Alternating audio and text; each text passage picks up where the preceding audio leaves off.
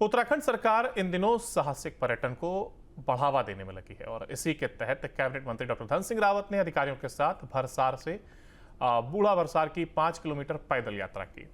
इस दौरान मंत्री धन सिंह ने जिलाधिकारी डॉक्टर आशीष चौहान, मुख्य विकास अधिकारी गिरीश गुणवंत सहित दूसरे अधिकारियों के साथ ट्रैक और मंदिर क्षेत्र को विकसित करने की योजना पर चर्चा की है।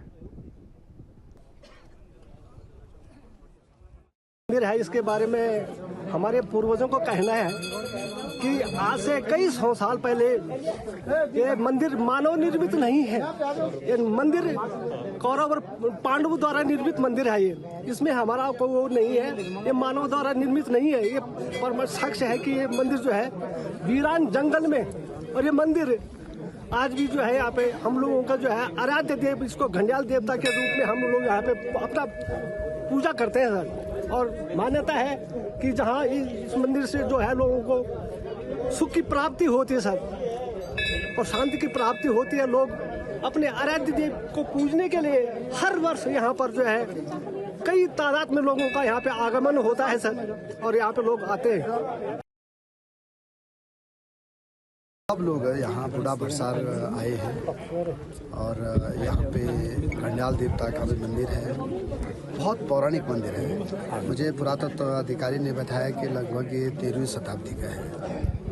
यहाँ पे काली का भी मंदिर है और यहाँ के जो हमारे 4-5 पट्टियाँ हैं वहाँ के स्थानीय लोगों के कुल देवी भी है। और मेरा भी आज सौभाग्य मिला है कि हम जिला प्रशासन हम सब लोग यहाँ आए हैं और ये देख लिया हमने कि यहाँ पे अपार संभावनाएं हैं कि पर्यटन की भी और तीर्थाटन की भी। हजारों लोग यहाँ आते हैं और अब हम यहाँ के विकास के लिए एक आधारभूत चीज़ें क्या क्या हो सकते हैं स्थानीय लोगों से पूछ के आगे बढ़ेंगे और इसको पर्यटन और तीर्थाटन के नक्शे पे भी भारत के और उत्तराखंड के लाएंगे। और आजकल में देख रहे होंगे कि हम सभी मंदिरों को जो है एक उनके जीर्णोद्धार भी कर रहे हैं, मंदिर भी बना रहे हैं। यहाँ पे एक बात ये भी आई है कि अगले साल हम भारत सरकार को लिखेंगे कि इसको ईयर ऑफ द ट्रैक के रूप में भी विकसित किया जाए। बागेश्वर में विजिलेंस टीम ने जिला सैनिक कल्याण अधिकारी सुबोध शुक्ला को 50,000 रुपए घूस लेते हुए रंगे हाथ गिरफ्तार किया। वो उनपल से तैनात एक कर्मचारी से अनुबंध बढ़ाने के नाम पर रुपए ले रहे थे। विजिलेंस की टीम जिला सैनिक कल्याण अधिकारी कार्यालय पहुंची। उन्होंने यहां उपनल से तैनात कर्मचारी का अनुबंध बढ़ाने के नाम पर 50,000 रुपए लेते हुए जिला सैनिक कल्याण अधिकारी कर्नल डॉक्टर सुबोध शुक्ला को गिरफ्तार किया। उपनल से तैनात कर्मचारी का कहना है कि उनका 11 महीने का अनुबंध होता है। जिला सैनिक कल्याण अधिकारी अनुबंध बढ़ाने के नाम पर 50,000 रुपए की डिमांड कर रहे थे।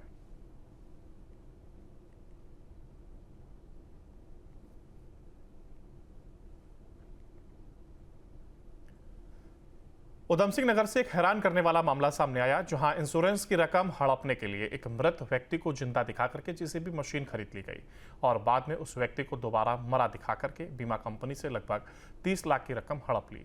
पीड़ित ने बताया कि मृतक सलीम निवासी रत्ना मड़या केला खेड़ा के दस्तावेजों का इस्तेमाल कर 5 लोगों ने मृतक के नाम से जेसीबी ली, जबकि सलीम की मृत्यु जेसीबी फाइनेंस कराने से पहले ही हो चुकी थी।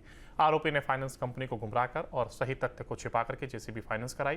मृतक के बैंक खाते का भी प्रयोग किया गया। बैंक अधिकारियों के साठगांठ के चलते बैंक खाते से रकम भी निकाल ली गई।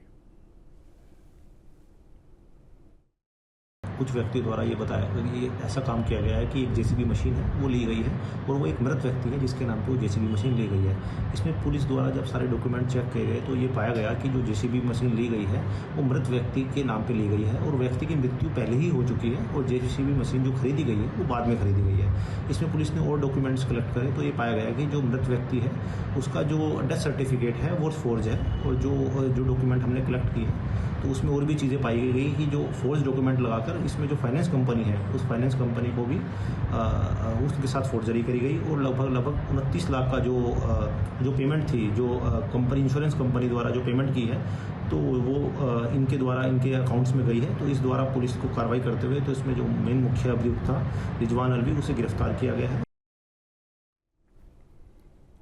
हरिद्वार में सुखरासा नदी पर पुल बनाने की स्वीकृति के बाद बीजेपी और कांग्रेस में इसका श्रेय लेने की होड़ मच गई है। हरिद्वार ग्रामीण में कांग्रेस विधायक अनुपमा रावत इसे अपनी उपलब्धि बताया, तो इसी सीट से विधायक रह चुके पूर्व कैबिनेट मंत्री यतीश्वरानंद इसे अपने सालों की मेहनत बता करके जश्न मना रहे हैं। दरअसल बहादुराबाद क्षेत्र की सुखरासा नदी पर पुल बनाए जाने की मांग क्षेत्र के लोगों की लंबे समय से थी। शुक्रवार को इसका जीओ जारी होने के बाद इसके लिए बजट आवंटित किया गया, जिसके बाद हरिद्वार ग्रामीण में बीजेपी कांग्रेस की आपसी अदावत सामने आ गई।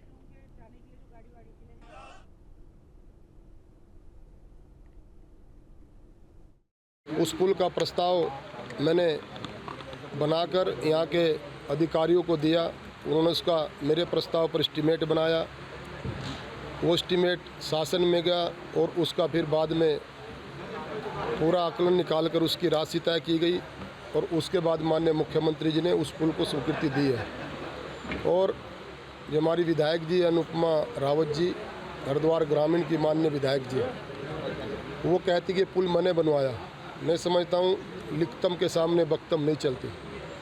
ये प्रमाण है हमारे पास, उसका अनुमोदन मैंने, उसके जो प्रस्ताव था उसका मैंने दिया था।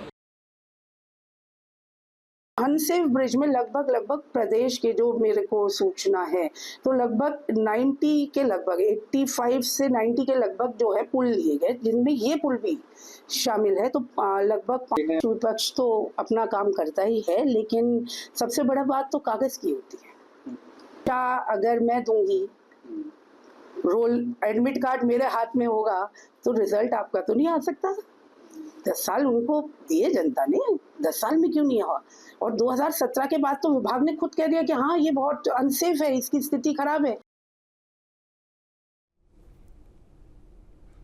उत्तराखंड में कोरोना के 2 नए मामलों की पुष्टि हुई है। रामनगर पहुंची DG health doctor Sunita Tamta ने कहा कि जो केस प्रदेश में आए हैं वो माइग्रेंट है। पहला मामला ऋषिकेश का है, जहां गुजरात से प्रवचन के लिए आई एक महिला कोरोना संक्रमित पाई गई है। दूसरा मामला ऋषिकेश से ही है, जहां बेंगलुरु से आए एक पुरुष में कोरोना संक्रमण की पुष्टि हुई है। दोनों ही मामलों में स्वास्थ्य विभाग सतर्क है और इनके संपर्क में आए लोगों की पहचान कर सैंपलिंग की जा रही है। डीजी हेल्थ ने बताया कि राज्य भर के सभी जिलों को निर्देश जारी कर दिए गए हैं कि वे सैंपलिंग की संख्या बढ़ाएं। पूरे इंडिया में जो मेरी परसों की रिपोर्ट है 277 के ऑल ओवर इंडिया है, लेकिन हमारे राज्य में एज सच कोई नहीं है। लेकिन 2 केस हमने रिपोर्ट किए थे, जो कि ऋषिकेश में थी एक, वो भी माइग्रेंट थी गुजरात से, और 57 थी, कोमॉर्बिड थी, वो डायबिटिक पेशेंट थी। तो वो भी वहाँ प्रवचन या उसके लिए आई थी, तो वहाँ पाए उनको थोड़े सिम्टम्स पाए गए, तो उसमें कोविड पॉजिटिव रही। वो अभी हॉस्पिटल में ही है, लेकिन अंडर कंट्रोल है। और दूसरी हमारी एक वहीं की एक डॉक्टर थी, वो वहाँ की थी बेंगलोर, तो वहाँ से जब वो आई तो थोड़ा सा उनको इस तरह के सिम्टम्स मिले, तो वो हम लोगों ने जांच करा तो वो भी पॉजिटिव है। उनको हमने होम क्वारंटाइन में, लेकिन वो स्टेबल है, माइल्ड टू मॉडरेट सिम्टम्स है, ऐसा कोई सीरियस नहीं। तो फिलहाल अभी हमारी ये 2 की रिपोर्ट है, बाकी सैंपलिंग हमारी हो रही है। सारे निर्देश मेरे द्वारा दे दिए गए हैं कि आप सैंपलिंग बढ़ाएंगे, निगरानी रखेंगे, जैसे हम पहले कोविड में कर रहे थे। रामनगर कॉर्बेट टाइगर रिजर्व में अब बाघों और हाथियों के साथ हॉक डियर की भी निगरानी और संरक्षण की दिशा में कदम उठाए जा रहे हैं। पार्क प्रशासन ने हॉक डियर की संख्या की गणना शुरू कर दी है। 24 मई तक चली इस गणना से न सिर्फ हॉक डियर की वर्तमान संख्या का सही अनुमान लगाया जाएगा, बल्कि उनके संरक्षण को लेकर के भी नई रणनीति भी तैयार की जा सकेगी।